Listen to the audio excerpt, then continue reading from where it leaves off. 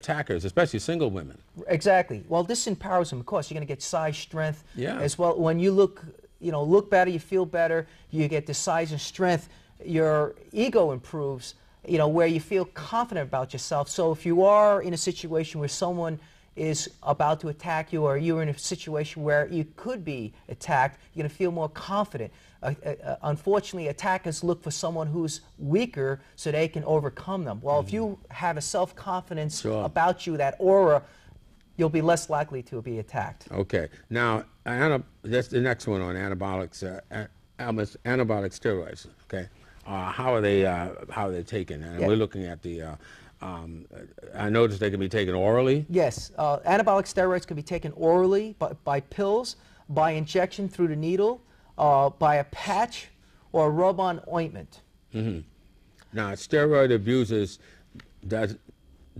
doses can be up to 100 times higher than doses used for treating medical conditions. That's correct. And this is how athletes get caught, because we do certain tests, and we have, and this is something that they don't know. In other words, when they test them, they make sure they're at the right level. Right. Well, again, let me address this. Both men and women produce testosterone. Women produce it at a much lower level than men do, and that's what makes men males. Mm-hmm. Now, there is a normal range. When we test the blood, we take samples, we look for the normal range. If you are outside this normal range, it could be, this suggests that it could be up to 100 times the normal range. Then we know, besides testing for a specific, drug, we know that you're taking anabolic steroids. In other words, so if the baseball wanted to control it, they need to do more testing. They need to do a lot more testing. Okay. Now, just take the next one. Yes, we have a practice which is called stacking. Stacking is a practice where a steroid abuser takes two or more anabolic steroids. And why would one do that? And that's because they're looking for a desired result. Again, taking steroids is scientific. It's down to specifics where they can get desired results by taking different types of steroids. So there is a science to it now. They have people who've studied this, and there are books out there that teach athletes and non-athletes of how to take it, the steroids. Mm.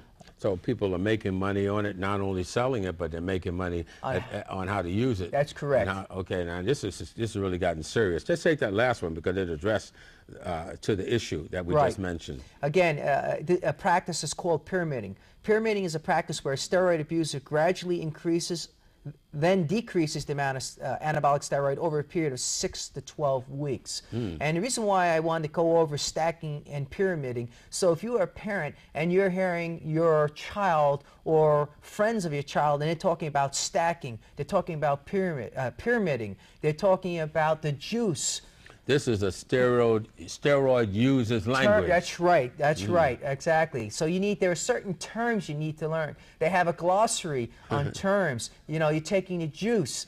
You're taking pump. Are you stacking? Are you pyramiding? This is good. Are you on the needle? Yeah, this is good for parents to hear this. Right. Even people who are relating to other individuals, that tells you that they're actually using it. Right. Also, I'll give you a little.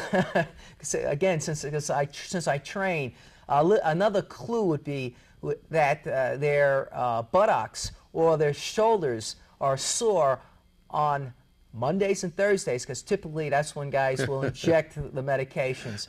So we had a joke in the gym that we'd walk around and smack each other in the butt, and if they were talking they had a sore butt, don't hit me, then we know they were injecting. Right. Okay. Now let's go to the other timelines, okay? Now, I'll let you take the first two.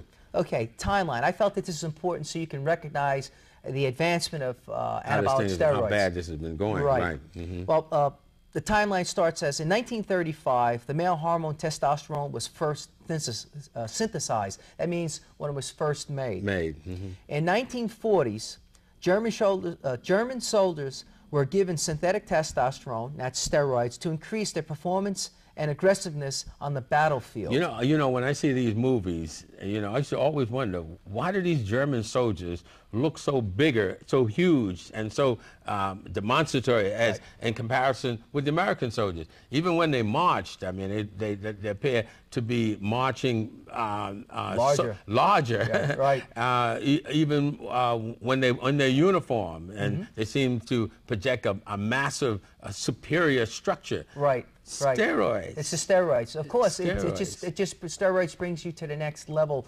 Again, size, shape, endurance, and just how you feel about yourself mentally. You feel you are larger than life, and that's the psychological edge that you get, and that's what these athletes are looking for. In this particular situation in Germany, and there are other countries, but it's just documented here again as the progression of the steroids itself, yeah. the timeline that they use it, and there was probably other groups that use it as well. They're coming up to 1952. Go ahead. Okay, 1952. The Russian weightlifting team has an unfair advantage due to synthetic testosterone steroids. Right. So again, they came into the Olympics and they won a lot of medals, a lot of gold medals. They broke records, and they determined this was due to the steroid use. But in Russia, it was legal. Yeah, in a lot of these countries, it was legal. Yeah. Okay. Now, in 1958, then something happened. Yeah, 1958. The first United States pharmaceutical company was finally able to develop steroids. Right. And in 1970, which is 20 years later.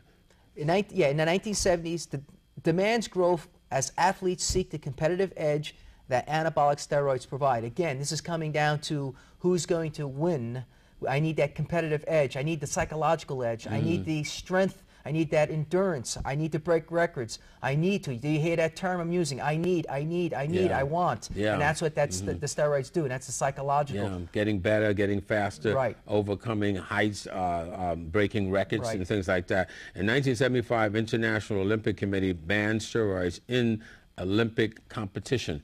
And that's moving again. In 1980, non-athletes discovered steroids, illegal steroids, black market flourishes. Now explain that, what happened there in 1980. Right. Well, this is, again, I'm a 70s. But now it's not athletes anymore. Right. You can see the progression of the steroid movement. I'm a 70s, 80s kid, and I always say that because I was a teenager in my 70s, and in my, in my early 20s in the 80s. During the 80s, we started, again, while I was in the gym, you're starting to see non-professional athletes starting to take steroids. So then there was a need. I need. What am I going to do to get this edge? I'm seeing guys grow around me, and I'm training, and I'm not growing. Why?